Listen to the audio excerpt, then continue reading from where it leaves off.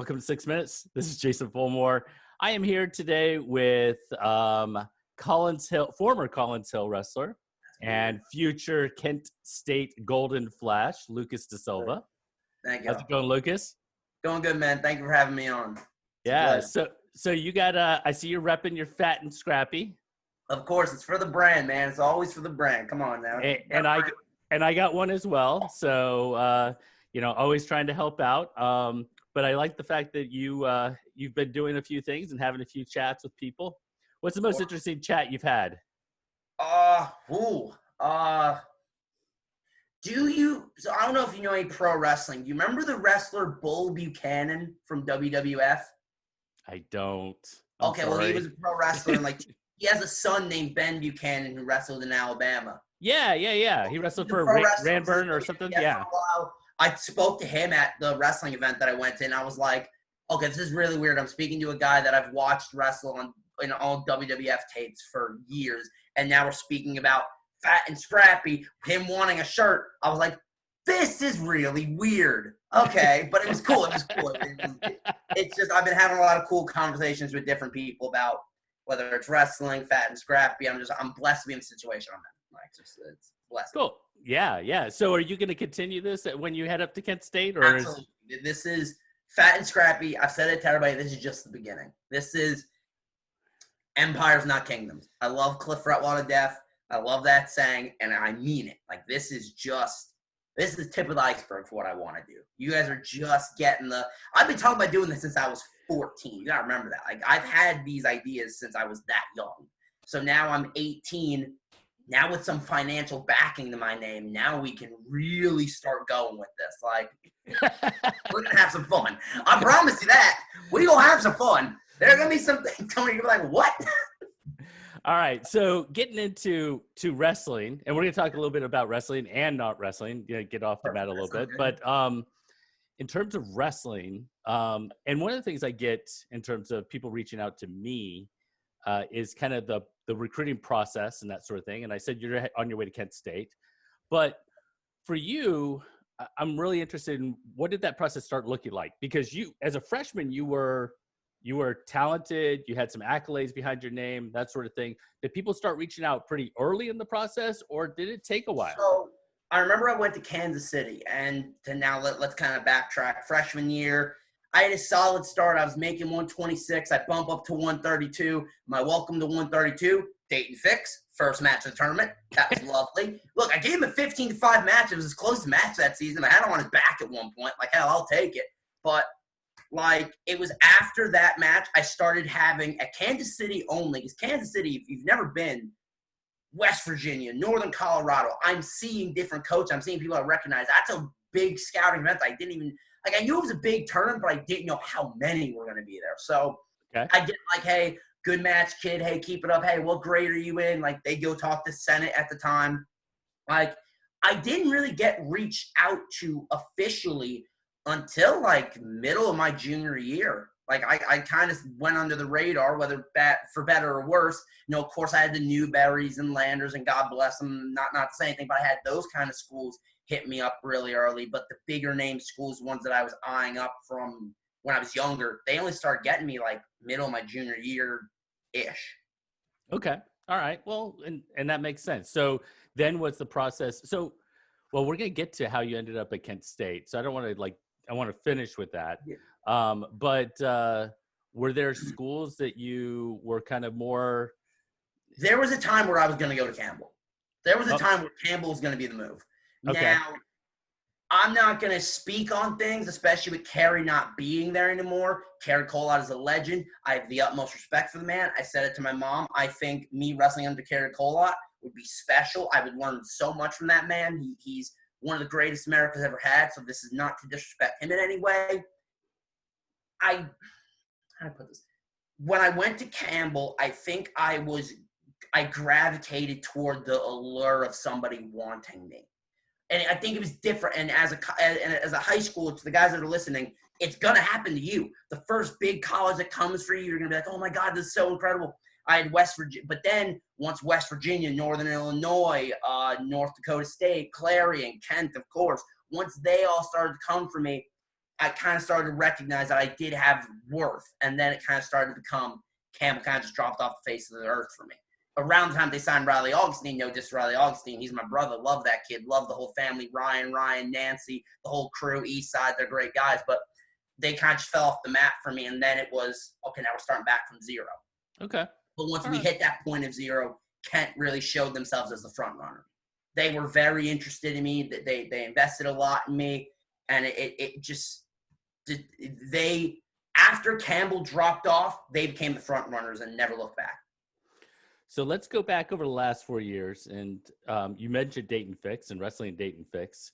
If you were to pick out one match of somebody that you were like, oh, Dayton. Okay, there are levels to this game. Dayton. I explained to people like this. He was in front of me. Then he was on my leg.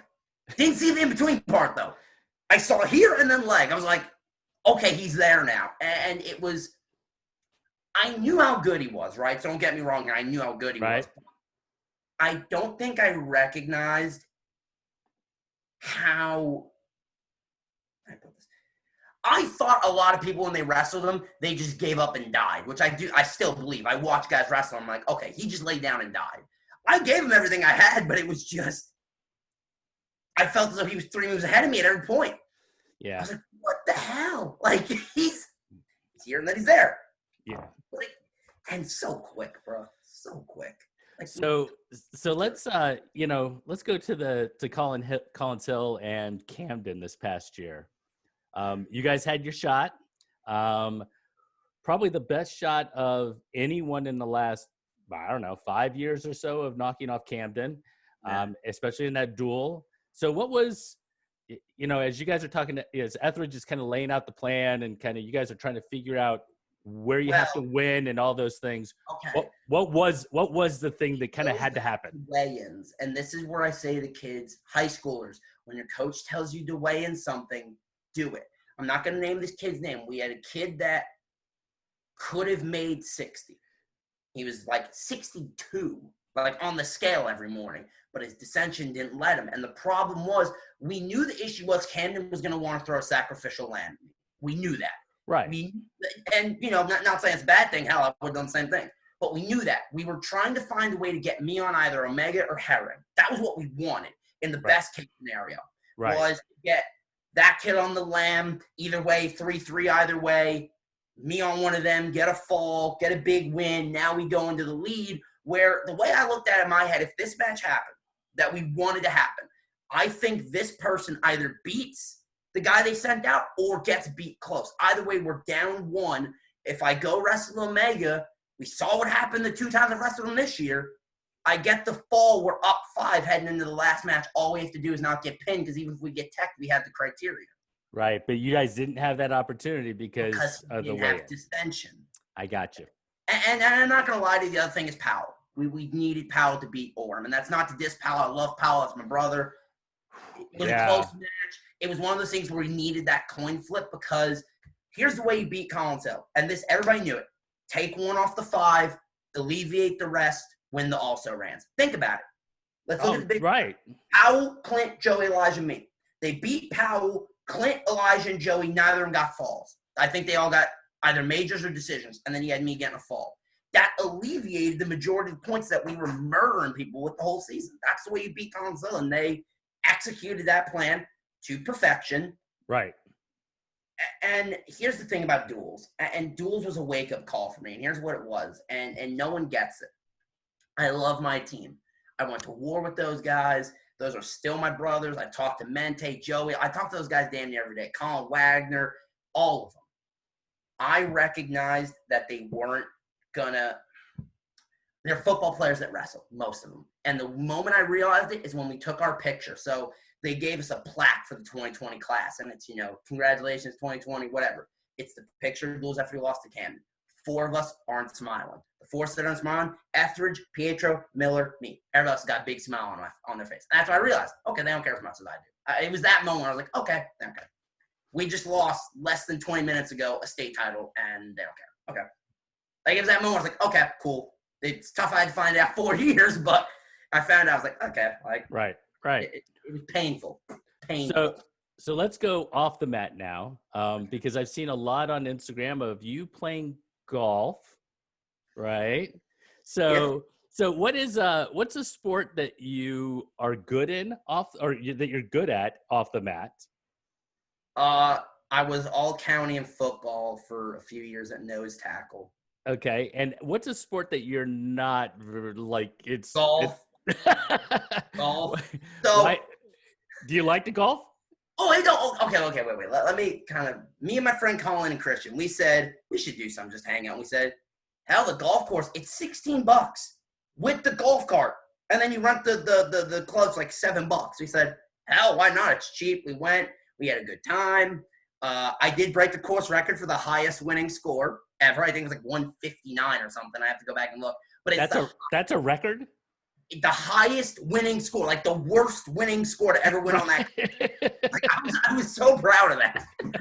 The guy said the highest I've seen is a 111. I was like, well, you just saw 40 higher than that, bud.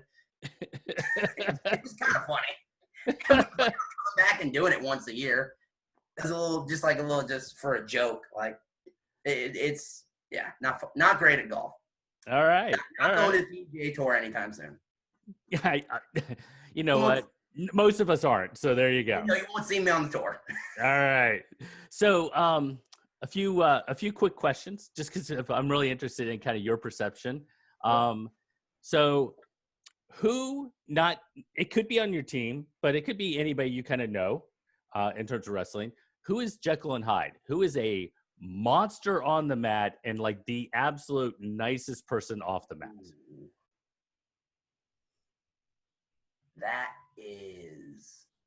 That's an interesting question. I'm going to say Joey Felix. Okay. This kid is, he's going to kill someone. He's going to be a serial killer. And I love Joey. I say that with all the love in the world. No. He silent, just kind of like, whatever, man. And he goes out and just beats the hell out of people. And it's kind of funny because I've seen people pick on him and be like, oh, he's a nerd. I'm like, fam, he will wring your neck off. Like, you don't get this kid. Like, it's funny. Like, he's my dude, but it's Jekyll and Hyde, Joey Felix. All right.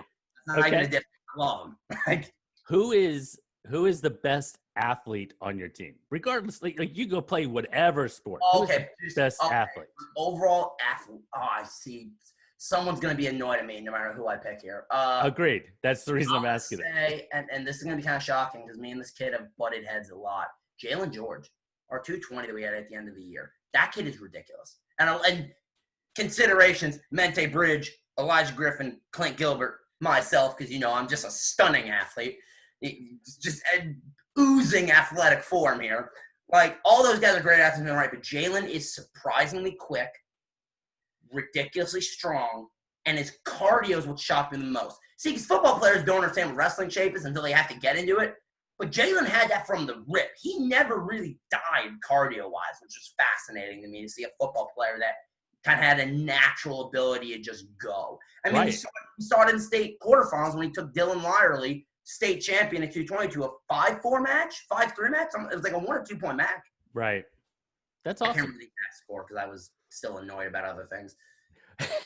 Who from the state of Georgia, whether they're in college now or are rising, will be the next NCAA D1 national champ? You're looking at him. Huh? You're looking at him. All right. And that's not to diss any of the other guys. No. I won a national title, period. No ifs, ands, or buts about it. That's why I won a national title. Right. And I won it just to prove doubters wrong. Because, hey, I love these guys. Hey, Flo, took you 4 years to rank me. Like, I'm sorry. Like, I want to win it just to prove people wrong. And that's not to diss anybody. I love these guys. Nick Masters is an incredible wrestler in his own right. Caden Jackson, that whole Woodland crew, the University of Beaufort crew, those whole guys. They're all great wrestlers. Bam, that's a university. I've seen that campus. It's better than GGC. It's better than North Georgia, for God's sakes. I love those guys, but still, that thing's a university guy. If they change that to a college, you leave it. I promise you. So I'm glad you brought that up, because actually that brings me back to my last question, which is Kent State. Ultimately, you chose them. They're the team. They're the program that are going to get you to that level. Yes. And okay, how do I say this without sounding like a douche? It's not as much about the wrestling with me. I think a lot of me and my success is not to say off the mat, because I think I'm a decent kid. You've met me. I think I'm decent. It's more weight room, kind of other things along with wrestling that I need to get in order. And I'm not blaming anybody. I made mistakes freshman, sophomore year that kind of put me in a little bit of a sand trap grades-wise. Like, it is what it is. You look back on it, should have done better. It is what it is. You just got to work through it. Right, and learn from it. Yeah, exactly. Learn from it. I had things going on, outside of wrestling that kind of hindered me a little bit, but that's not an excuse. I never use it as an excuse. I kind of just say it's a fact. Like, but I love Kent State. It's the perfect mix for me. It's not a big city, but it's not in the middle of nowhere. It's an invested town. One of my coaches said if Kent State were to pick up and leave, that town would die. Everything is built around the school. They have tutoring opportunities for the classes like math that I struggle in because I could barely count to 10. Like the things that I struggle with, they have tutor opportunities. It was a great fit for me. And best part, got me above the damn Mason-Dixon line. Got me back in the North. Back in my own. There you go. Rephrase. I love the South. I love you guys and your sweet tea and the yeehaws and the whatnot. But God, I miss winter. Like, I really miss winter. Like, I want snow. Well, Lucas, I am trying to keep this to 6 minutes. We could probably talk forever, like we did when we went to one. But I appreciate you taking the time. And if you don't mind, we'll reach out in a few months, see how the year's going on, and check back in. Does that work? That sounds good, yeah. All right, man. You take care. Yes, sir. Bye. Bye.